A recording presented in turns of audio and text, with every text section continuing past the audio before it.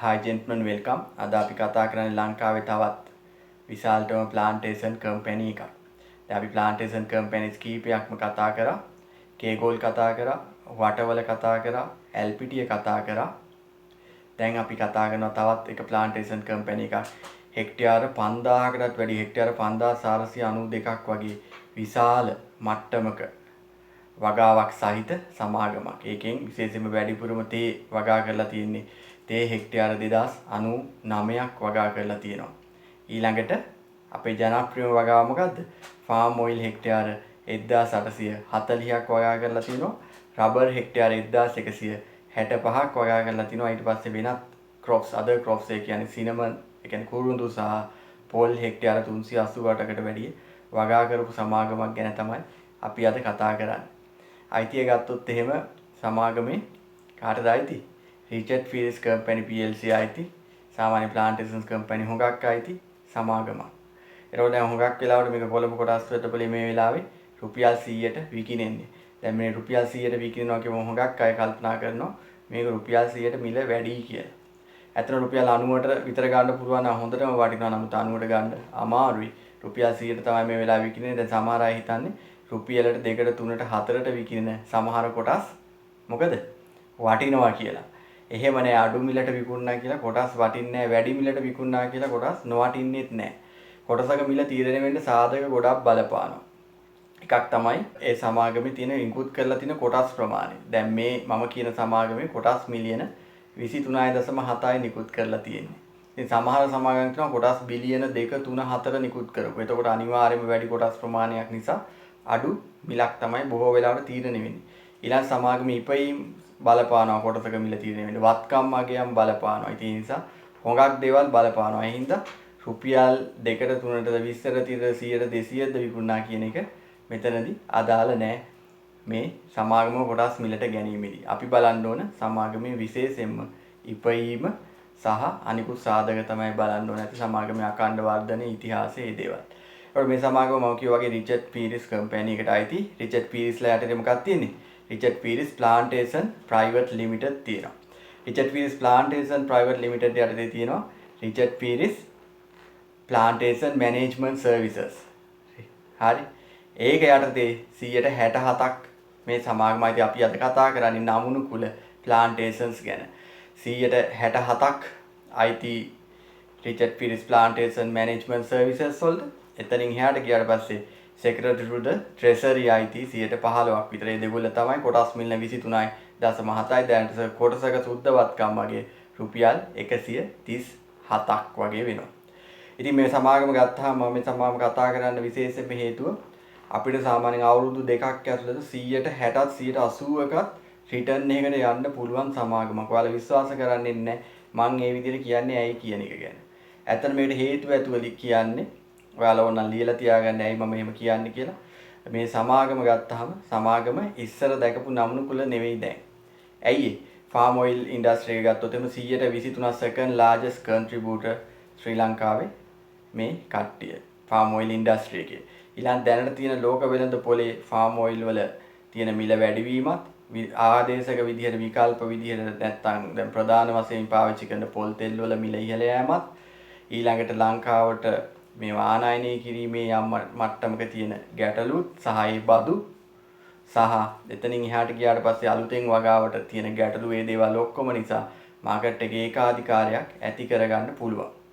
ඉතින් හෙක්ටයාර 2000කට ආසන්නව වගේ දැන් මෙතන වගා කිරීමක් කරන්න පුළුවන්. බය නැතුව දැන් උනත් හෙක්ටයාර 1840ක් කියන්නේ හෙක්ටයාර 2000ම තමයි. හෙක්ටයාර 2000ක් කියන්නේ සාමාන්‍යයෙන් අක්කර 2.5න් අක්කර 2.5ක් හෙක්ටයාර එකයි කියලා බැලුවා. එතකොට ඊටා විශාල අක්කර ප්‍රමාණයක්. ඒ නිසා බය නැතුවම සමාගමට දල ලාභයේ විදිහට ඔයිල් ෆාම් වලින් විතරක්. ඒ කියන්නේ සාමාන්‍ය දල ලාභයේ විදිහට මිලියන 800ක් යන්න පුළුවනි. මේක තව අවුරුදු 20ක් 25ක් අකණ්ඩවම යනවා. ඒකට මෙතන තියෙන විශේෂත්වය මොකක්ද? මෙතන තියෙන විශේෂත්වය තමයි මිලියන 23.7යි කොටස් තියෙන්නේ. ඒකට මම ඩිප්‍රීසියේෂන්ස් විශේෂයෙන්ම ප්ලාන්ටේෂන් සෙක්ටර් එකේ අපිට බලපාන එක සාධකයක් තමයි ඩිප්‍රීසියේෂන් කියන එක. ඒ කියන්නේ ෂය වීම, මැෂිනරි ෂය වීම, ඒ දේවල් පවයි හැමදේම ගලපලා බැලුවත් නමුණු කුල කියන්නේ very attractive මේ වෙලාවේ මේ price එක 100 වුණා. දැන් ලාභාංශ විදිහට ගත්තොත් එහෙම ලාභාංශ ඊටාම ඉහළින් ලාභාංශ ප්‍රකාශ කරලා තියෙන සමාගමක් තමයි මම ලාභාංශ ගැන පස්සේ කතා කරන්න. දැන් මේකේ කොටසක ඉපයීම ඔයාලා විශ්වාස කරන්නේ රුපියල් 35කට ලේසියෙම කොටසක ඉපයීම යන්න පුළුවන්. කොටසක ඉපයීම රුපියල් 35ට යනවා කියන්නේ මේ ඉන්ඩස්ට්‍රි එකේ හැටියට මේ ෂෙයා එක රුපියල් 180 වගේ ලෙවල් එක ලේසියෙන්ම ටාගට් කරන්න පුළුවන්. මම කියන්නේ අවුරුද්දක් ඇතුළත. දැනට ගත්තොත් එහෙනම් මම කිව්වා වගේ දල ලාභය මිලියන 800ක් 900ක් ඔයිල් ෆාම් වලින් මේ යන්න පුළුවන්. ඊළඟට දැනට තේ යන්නේ මාජිනල් විදියට තේ වැඩිම ආදායමක් තේ වලින් ආවට තේ වල වියදම් වැඩි නිසා තේ වලින් මිලියන 50 මිලියන 100ක් අතර ගාණක් සාමාන්‍යයෙන් හොයාගන්න පුළුවන්. මම කියන්නේ මේ දල ලාභයක් විදියට බැලුවොත්. හරිද? ඒ ප්‍රොඩක්ට් එක වයිස් බැලුවොත්. ඊළඟට ගත්තාම පෝල් වලින් මිලියන 20ක් විතර ලේසියෙන්ම හොයාගන්න පුළුවන්. කුරුඳු දැනට අලුත් වගාවන් සහ දේවල් නිසා වියදම් වැඩි. ඒ කුරුඳු වලින් අනාගතයේදී මොකද කුරුඳු වෙළඳ පොළ ලෝකේ ඉහළින්ම දැන් ඉහළටම යනවා මිල දවසින් දවස වැඩි වෙන වගාවක්. ඒකට මේ දේවල් ඔක්කොම එක බලපුවම සමාගමට ලේසියෙන්ම සුද්ධ ලාභයක් විදිහට ගත්තොත් මිලියන 900ක් මිලියන 1000ක් අතර යන්න පුළුවන්. ඒ කියන්නේ EPS එක 35ක් කියන එක achievable target එකක්. ඒකට මේක වෙන්න පුළුවන්. දැන් මේකෙදි අපි බැලුවොත් එහෙම නොවන සාධක දැන් රබර් වලින් සාමාන්‍ය සමාගම රබර් හැම කාලෙම රබර් කියන්නේ මේ කාලෙදි සාමාන්‍යයෙන් හුඟක් සමාගම් පාඩුයි. වගේ මේ සමාගම රබර් වලින් මිලියන 100ක් පාඩු වුණාම කියමුකෝ මේ ප්‍රයිස් එක මීට වඩා රබර් වල මිල පහතට වැටේ කියලා මං හිතන්නේ. තව අවුරුදු දෙක තුනක රබර් වල මිල උනත් ඉහළ යයි. ඒ පාඩුව එහෙම තිබුණත් රුපියල් 30 35ක EPS එකට යන පුළුවන්. දැනටුණත් කෑෂ් ෆ්ලෝ එක හොඳටම හොඳයි. ඒ නිසා මේ සමාගම ගැන බලන්න ඕනි. සමාගමක් මේ සමාගම යම්මට මේ සමාගමේ කොටස් අරන් තියාගත්ත කියලා පාඩු වෙන්නේ නැහැ. එතකොට දැන් මගෙන් ඇහුවා දැන් හුඟක් අය දැන් ඩිවිඩන්ඩ්ස් ගැන බලාපොරොත්තුෙන් ආයෝජනය කරන අය. දැන් මේ සමාගමේ ඩිවිඩන්ඩ් යීල්ඩ් එක ගත්තොත් එහෙම 108ක් 10ක් ලේසියෙන්ම ඒක අචීව් කරන්න පුළුවන්. මොකද රිචඩ් පීරිස්ලා අනිත් අය වගේ නෙමෙයි ඩිවිඩන්ඩ්ස් දෙන්න පුළුවන්. ඩිවිඩන්ඩ්ස් දෙනවා මොකද මේන් ගෲප් එකට ඒ කන්ට්‍රිබියුෂන් එක වැදගත් නිසා. දැන් ඩිවිඩන්ඩ් ගත්තොත් එහෙම පහුගිය අවුරුදු දෙකේ ඩිවිඩන්ඩ් ගත්තොත් එහෙම දැන් 2018 19 දී ඩිවිඩන්ඩ් එකක් දීලා රුපියල් 8.50ක් ඊට පස්සේ 2017 18 රුපියල් 14ක් ඩිවිඩන්ඩ් දුන්නේ සමාගමක්.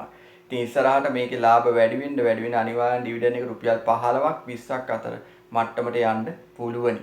මේක සමාගමක් විදියට.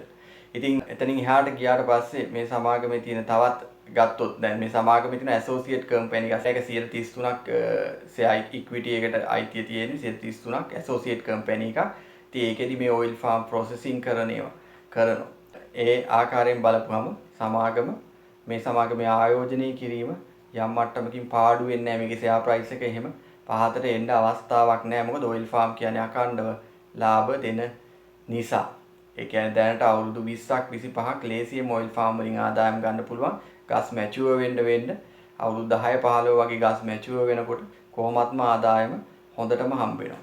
ඉතින් පොල් උනත් සුකුරුදු උනත් ඒ ආදායමේ යටින් හොඳයි. මැනේජ්මන්ට් කම්පැනි එකක් විදියට RPC ලා හොඳටම හොඳයි. ඉතින් ඒ නිසා මේ සමාගම ගැන පොඩ්ඩක් ස්ටඩි කරලා බලන්න. මම කියන දේ පැහැදිලි ඇති කියලා හිතනවා. දැන් ඇසෙට් වැලියු එකකින් හැම වෙලෙම බලන්න බෑ. ප්ලාන්ටේෂන් කම්පැනි එකක් මොකක් කියලා ප්ලාන්ටේෂන් කම්පැනිස් වල ඇසෙට් වැලියුස් වැඩි තමයි. ඒ නිසා thank you very much for watching. Have a nice day.